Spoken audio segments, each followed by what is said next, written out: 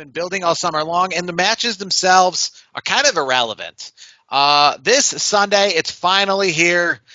Dave Meltzer has been waiting for this day his whole life. It's kind of funny because Dave Meltzer is the reason we got to this day.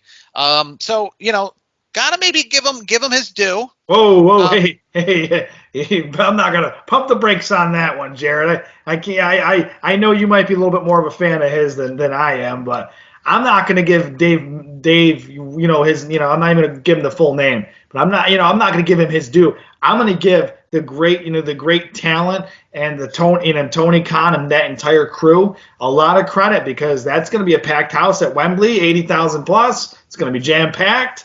It's going to be a good show, and I'm looking through the card here as we're getting ready to talk about it. It's going to be a good show. So, according to all accounts, this will be, when it comes to paid attendance, the largest paid gate in professional wrestling history. Like I said, I don't think they're counting the paid gate of that North Korea show that was like 100 to 200,000 people, where everybody was there, against their will or whatever it was. But the mark for paid attendance is WrestleMania 32 at AT&T Stadium in Arlington, Texas. Obviously, WWE reported over 101,000. We know WWE reported 93,000 in Detroit about 20, 30 years prior to that. But the mark apparently is WrestleMania 32, 80,709, and a gate of 9 million. That is the paid attendance mark. AEW has apparently passed that mark of 80,846. Those are obviously paid numbers, so they're going to be announcing somewhere in the 90s of people that are in the building. And I'll be 100% honest with you. AEW obviously is building this as the biggest event in professional wrestling history. And yeah, I guess it is the biggest when it comes to size. But, that North Korea show would be the biggest if we're just talking about size. But clearly it doesn't stand the test of time with the WrestleMania 3s of the world and the other events like that. And I think that this is a milestone and very important event, but I don't think essentially that the card of this event, because people say, oh, they sold all these tickets prior to the card.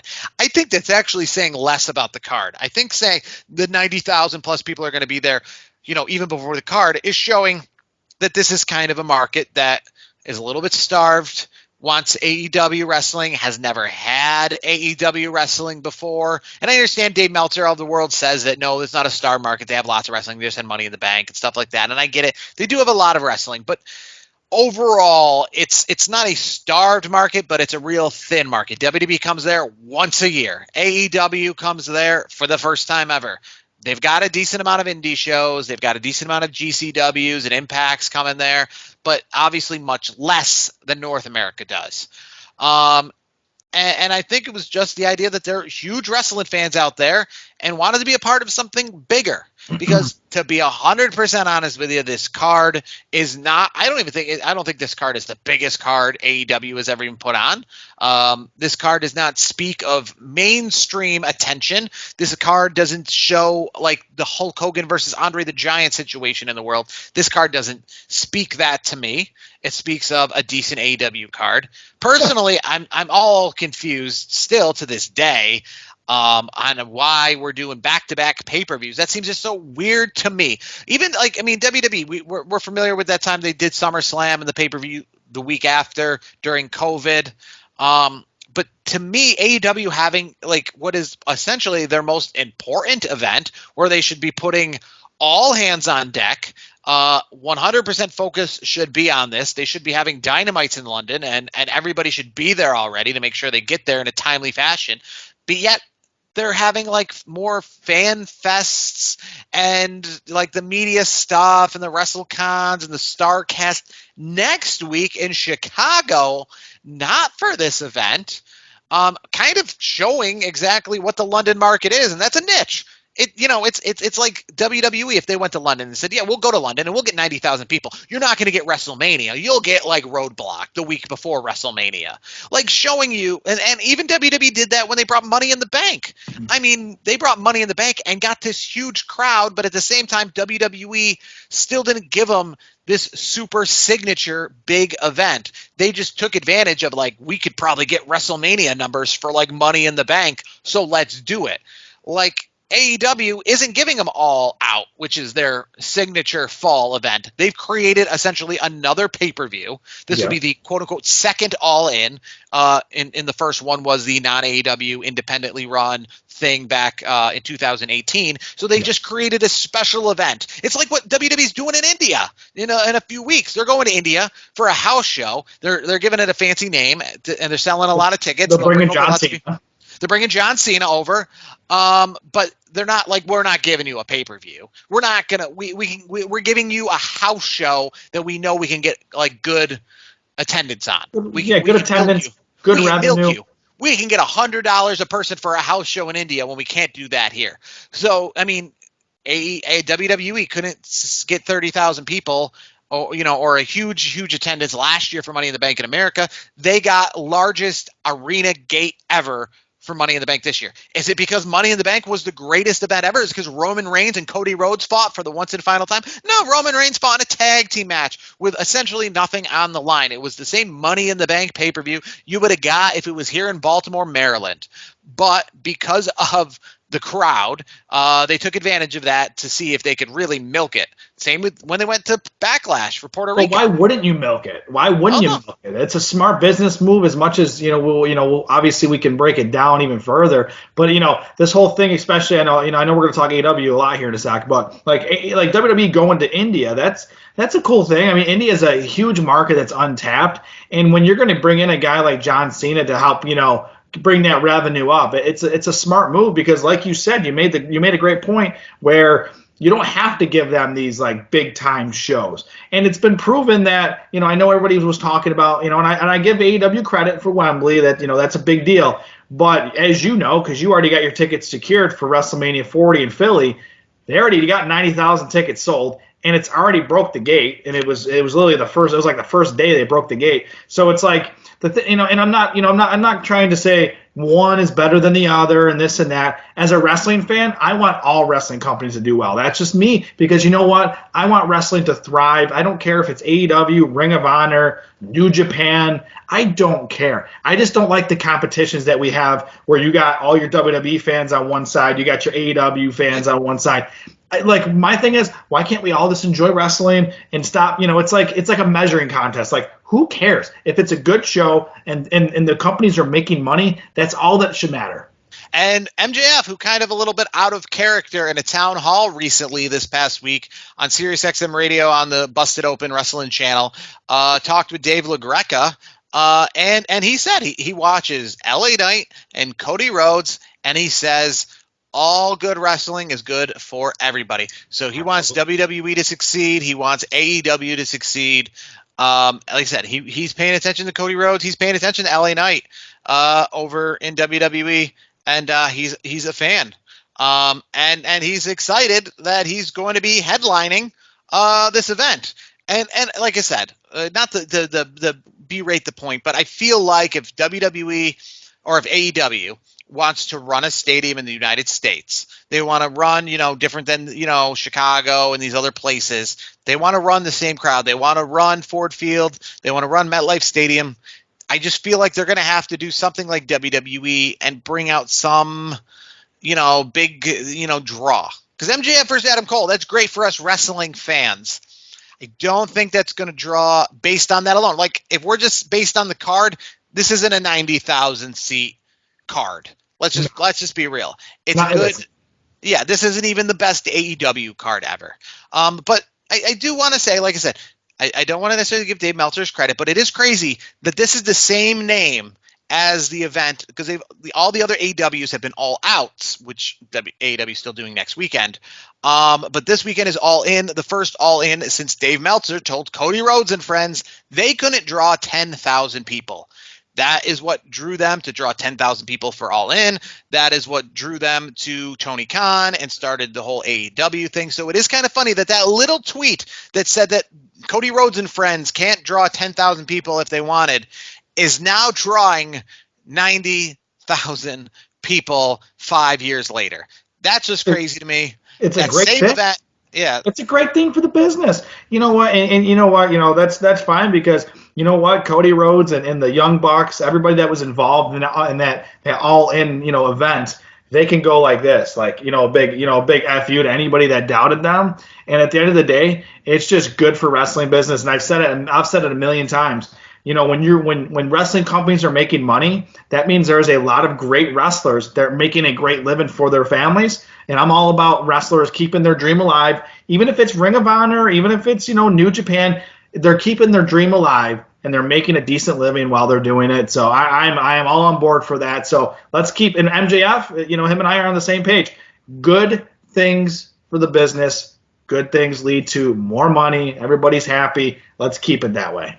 Tony Khan says there will be some changes ahead of this week's show. He hasn't given specific details, but we will talk, obviously, the AEW World Tag Team situation and the news, obviously, that came out regarding a lot of that. But we'll start with the pre-show, and the Ring of Honor Tag Team Championships are on the line. The Ring of Honor Tag Team Championships on the line in front of 90,000 people. Ring of Honor has had some mainstream publicity when they've been involved in Wrestle Kingdoms in the past, but the Aussie Open is taking on MJF and Adam Cole. I'll ask you quickly, who's leaving here with the belts, and do you think the exposure of MJF and Adam Cole in a match on the pre-show before they main event the biggest card of AEW's history is good or bad? So I'll start with the second part of that question. I think it's good, because you're gonna be able to feature two talented guys in two different type of matches, one where they're a team and one where they're adversaries.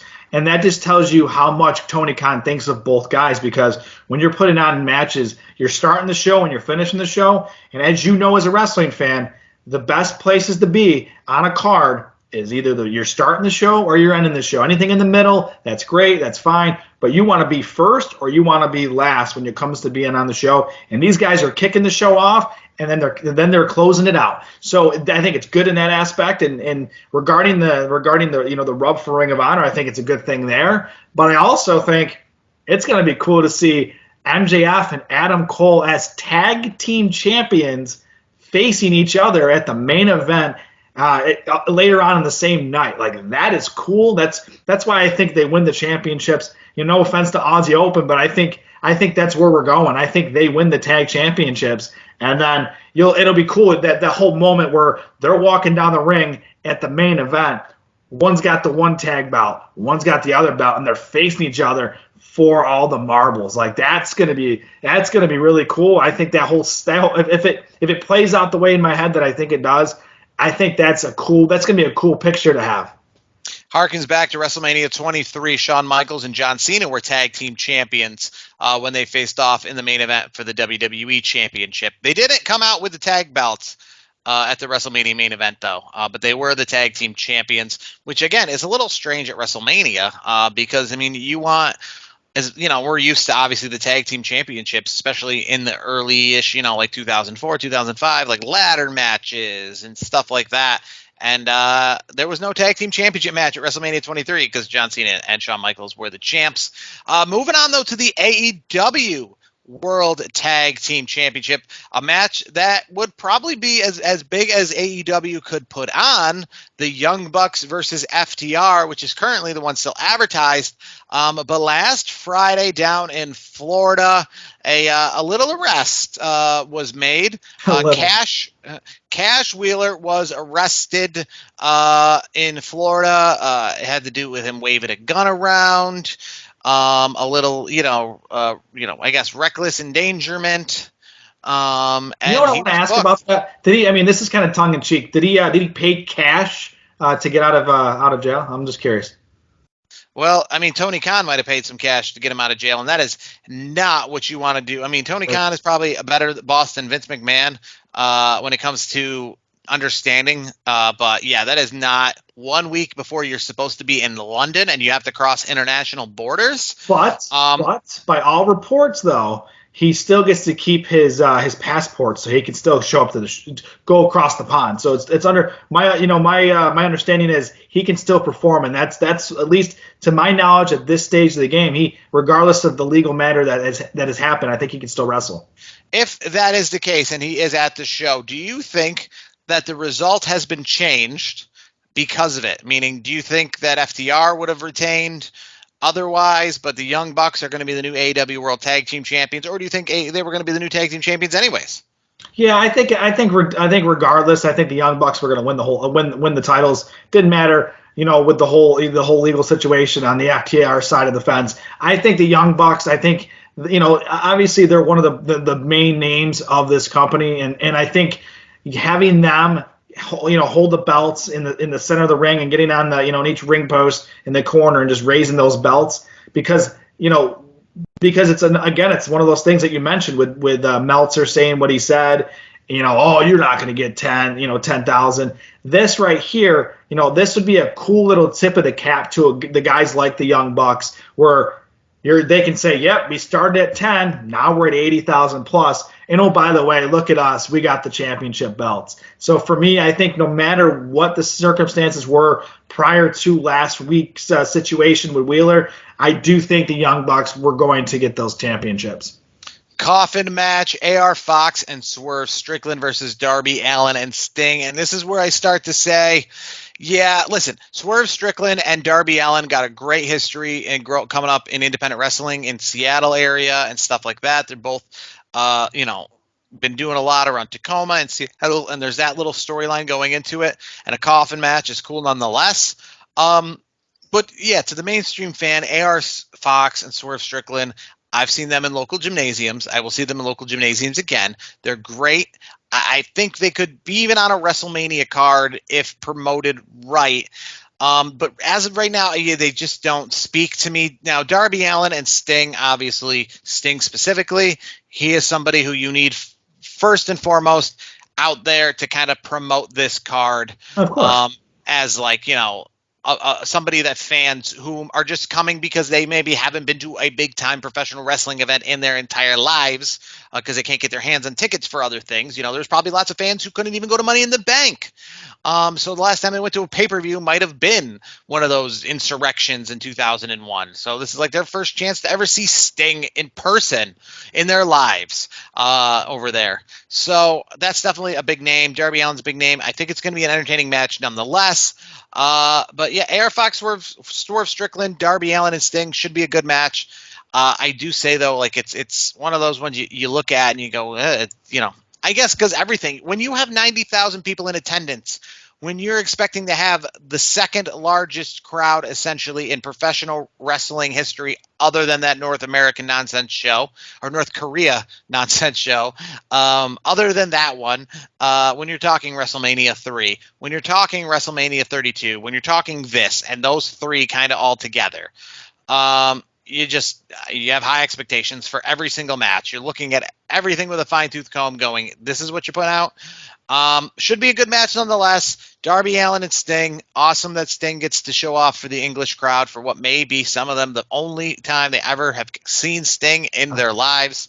WCW never really made a lot of trips over to London. So that looks to be a good match. I think Sting and Allin win too. I think Darby Allin and Sting win that match. Yeah, you got to have those guys go over. Yeah, and to me, this match just reeks of like Dynamite. It's kind of like a Dynamite style main event, I think. So I mean, but overall, it's in a good from the card construction. If it lands in the middle, I think it's going to be a good spot. Because you're breaking things up a little bit, and I do think you're going to see some cool spots from AR Fox and Swerve. That's going to happen. Obviously, Darby's going to do some cool spots. And they're going to do everything they can to make Sting look good because obviously Sting at his age, he can't go like he used to. But I think Sting might do a nice spot or two here or there. So I think overall this match will be a decent match. I think it'll be okay. Homecoming in the AEW Women's World Championship match. You got one UK talent, but she's from the Australia-New Zealand area, and that's Toni Storm. Saraya, who is from England, Britt Baker, Britt Baker, and Hiroka Shida, who is the current champion. Should be as entertaining as a women's match can be. I'm expecting Toni Storm, even though it's in Saraya's, neck of the woods. I'm expecting Toni Storm to leave here with the championship. What about you? I gotta go Saraya. I think just because I think they're gonna bring that moment and let the crowd pop for her. At that point, to me, I think Tony Khan's point of this show, obviously you're gonna draw big numbers, but you want to get all the pops, you want to get these moments, and you mentioned it. This is in Saraya's backyard. So for me, I think Saraya, just off of that alone, I think this will be a cool moment where, just like the Young Bucks, she can put her, she can be in the center of the ring holding that belt, up in the air and right amongst her fellow, country folks I think that'll be a cool moment. So I think Toni Storm's got a good shot, obviously. I think she's going to make it look competitive. I think Shida, same thing, and Dr. Britt Baker, DMD. But to me, I think it's Saraya's night. Another homecoming, and I think that's why he's probably on this card.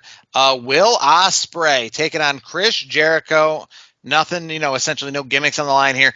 Just going to be an entertaining match. I think this is worthy of the size of the crowd. I think this is worthy of a card like this. Jericho, obviously, we know he's traveled the world. He's wrestled in front of all the largest crowds. But him and Will Ospreay should be very entertaining, and I'm excited to see the crowd, pop for both these guys.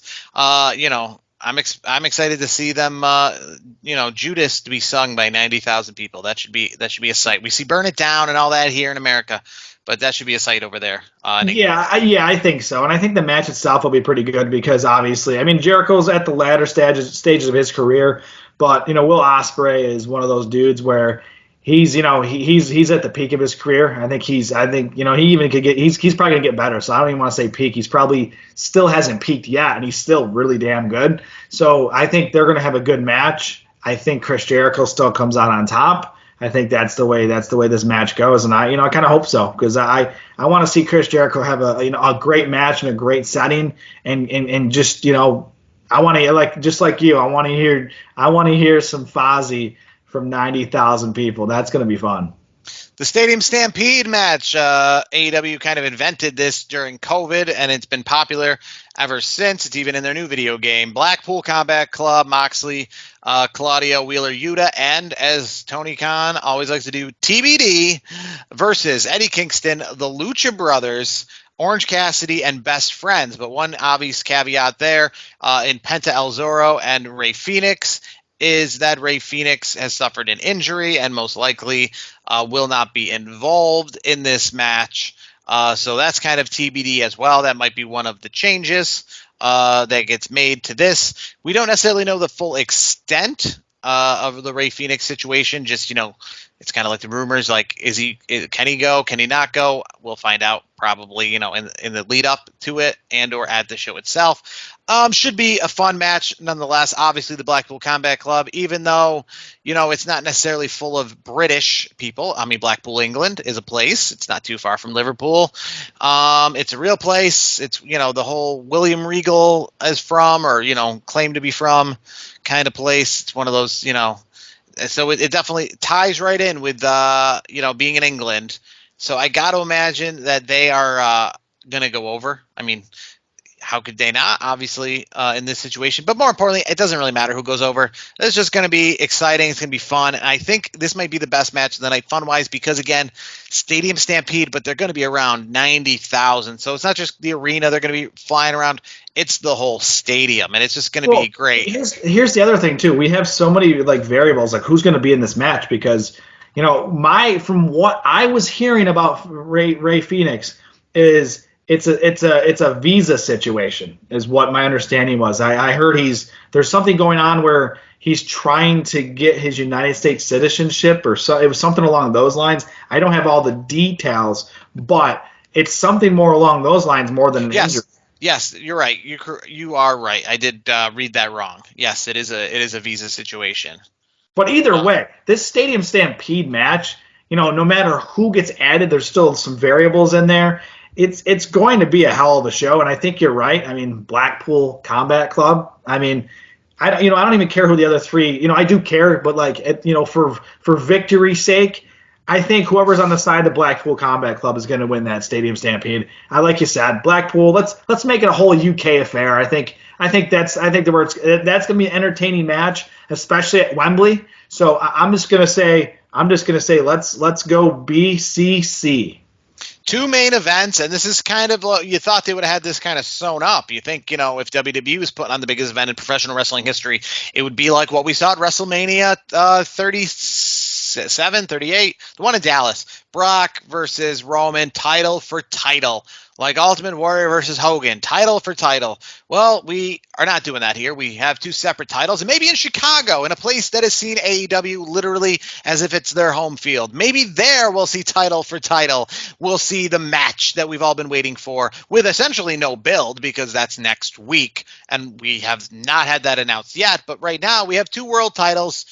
For all intents and purposes, with the real world champion, CM Punk, who never relinquished the belt because of injury, taking on Samoa Joe, and then the main event for the AEW World Championship, MJF versus Adam Cole. Quickly, I'll get your, who you think's leaving with the championship belts here, and what you make of, should this have been something that was sewn up? Should we be having MJF versus CM Punk as our main event for, the overall championship? What is your take on all of this, and who wins? So, I'll say this with the whole CM Punk thing. This is typical CM Punk. I think this is just, to me, it's annoying. I'm very frustrated with the whole real world championship. Well, guess what? Last time I checked, anytime you're injured, it doesn't matter if you didn't relinquish the belt. If you can't defend it, you can't fight, you can't wrestle, you're not the champion anymore. So I get it. This is part of a storyline and everything. And to me, I'm kind of over the whole thing with CM Punk. And to be honest with you, I give him credit. He did dress up as a Los Conquistador, to give a little tip of the cap to Edge, as Edge is doing his 25th anniversaries. This most recently. I'll give him credit for that, but that was the worst GTS I've ever seen in my life. What the hell was that? If that's what we're in store for, at Wembley Stadium, this is gonna fall flat. I don't care. I love Samoa Joe. I do respect what CM Punk has done for the business. But for me, if what he did with that GTS is what we're going to is that a preview of what we're going to see this weekend, then I am not for it. And just out of that, I want Samoa Joe just to destroy him. I want him to win. That's where I'm at. And then obviously in the main event, and here's the thing. I don't need MJF versus CM Punk here. I'm good with it, because MJF versus Adam Cole, baby, I think that having them not only start the show, like I said earlier, but finish the show, it's a cool look. I want them to walk out with the tag belts that they won earlier in the night, face each other, put on a hell of a match. And here's the thing. I still think MJF wins the match. That's just where I'm at. MJF is one of those dudes where I think he's going to win. And, there was another match that we didn't talk about, the Bullet Club Gold. I don't think we talked about that either. That's going to be another good match. And I got to get your thoughts on Bullet Club Gold versus the Golden Elite. Yeah, the 6-man tag, right? You got Hangman Page, Kenny Omega, and Kota Ibushi versus Juice Robinson, Jay White, and Takeshita. It's going to be good. I think it's one of those AEW things where you're trying to throw a lot of. They love these tag team matches at pay-per-views. They love all of that. I will say that. It's going to be entertaining. I mean, Jay White, I don't want to say they're wasting him in AEW. They kind of are, dude. But they are. I mean, remember this. It's funny to think where Kenny Omega and Jay White were. I mean, obviously not at the same time, but where they were in the consciousness of the biggest free agents. They were what Cody Rhodes was when he came out at WrestleMania. They were that. Can we get him? Would he even come here? Wow, the Royal Rumble would just, the pop he would get if the music hit and he came out. And here they are. Neither of them are in the main event of this pay-per-view. And obviously Kenny Omega's had his time in AEW. He doesn't need to be the main event, but like Jay White, he's not the face of AEW. He hasn't even come close to being the face of AEW. He hasn't even come close to being at the top, really. He kind of came out during that whole Forbidden Door thing and showed up in AEW, and we thought maybe this was going to be something big. It's going to be an entertaining match. Jay White always puts on a good show. Juice Robinson and Takeshita, kind of doing that New Japan thing. Versus Hangman Page, Kenny Omega, and Ibushi. It's going to be a very New Japan style of match. I was just gonna, as you were saying it, I was thinking it. This reminds me of a New Japan pay-per-view type of match. It's going to be good. I'm excited for it. I think, at the end of the day, I do think I'll just say the Golden Elite wins. I think Bullet Club Gold. I think they're not going to win. that's just my take on it. I think Kenny Omega has a shiny moment in that match, and I think the stars are all going to come out, and I think they're going to do it. They're going to do that match justice. I think it's going to be a hell of a match. Good on AEW for moving up the start of this show. It's at 6 o'clock local time, 1 o'clock Eastern back in America, instead of being at 8 o'clock, because I imagine a lot of people are taking public transportation over there, and public transportation does stop. I know, I was there firsthand on a Saturday night, and it does slow down. I think there's some sort of things that go on like all through the night, but as for the main subways that are coming in and out of Wembley, and I've seen Wembley, it is a place that's not right in the downtown core. It is actually pretty far out of the city, but because public transportation is so good in England, things that are essentially far away can become close really easily because public transportation, like subway systems out there, are really good. So it's similar to what we're used to here in America. I know you're a big fan of like the Dallas Cowboys, Brandon, and the whole AT&T Stadium.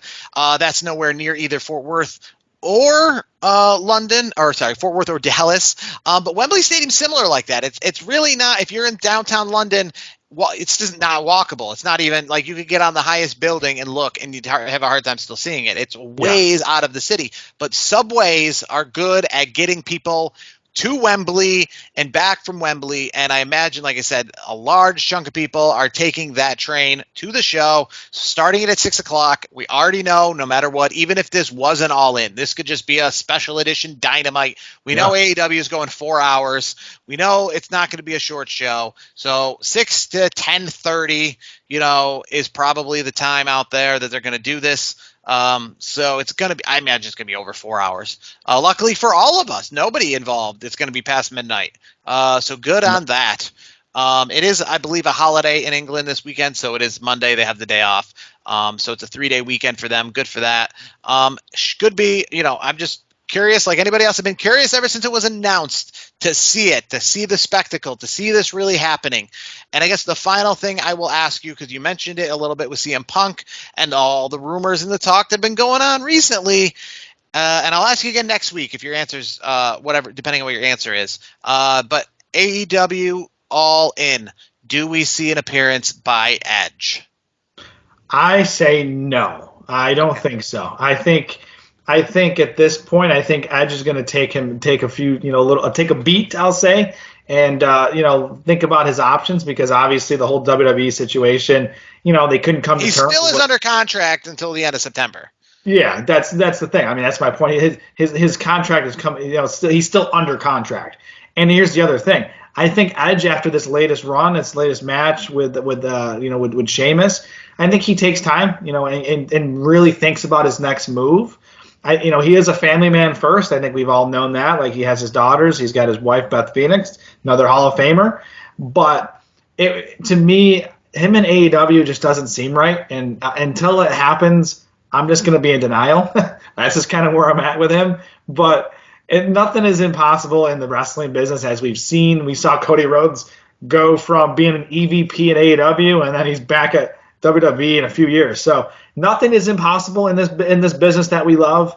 But I just, for the love of how much I love what Edge has done for the business, that match with Sheamus, it brought a lot of emotions out for me, because I've watched him all 25 years. Like, he's been, and I'm 33, so like I've been watching him since I was a little kid. So like Edge to me is one of those guys, like he's on that short list of people that are the reason why I'm watching wrestling to this day. So, him being anywhere else besides WWE these days, I'm in denial until it happens, but I will pop if it happens.